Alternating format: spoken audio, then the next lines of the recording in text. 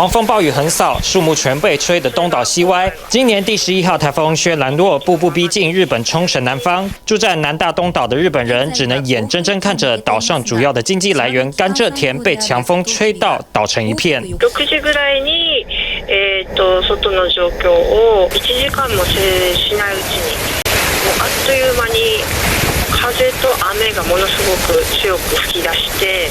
日本气象厅表示，轩岚落的威力将持续增强，甚至可能带来1小時180毫米的惊人雨量。台風11号の影響を長期間受けることになる見込みであることから、皆様には早めの対策と暴風や大雨への警戒を十分行っていただきますようよろしくお願いいたします。美国气象预测显示，轩岚落暴风圈涵盖那霸本岛，可能冲击当地的美军基地。更可怕的是，台风的路径诡谲多变，先往南，再转北，暴风圈可能2度重创冲绳。올 들어 가장 강한 태풍이 북상 중입니다. 현재 일본 오키나와 남쪽 해상을 지나고 있고요. 경로 중 한반도를 거칠 수 있어서 대비가 필요합니다. 南韩气象单位也认为，轩岚落吞食位在琉球东南方的准台风梅花可能性非常高。 주변의 열대우랑과 병합되면서 태풍의 강도와 크기가 크게 성장할 가능성이 대단히 높은 상황으로 분석이 되고요.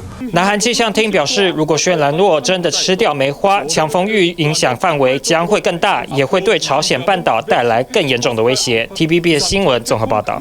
想扩大国际视野，掌握趋势，请订阅专门报道国际新闻的 YouTube 频道 TVBS 国际 Plus， 记得要开启小铃铛哦。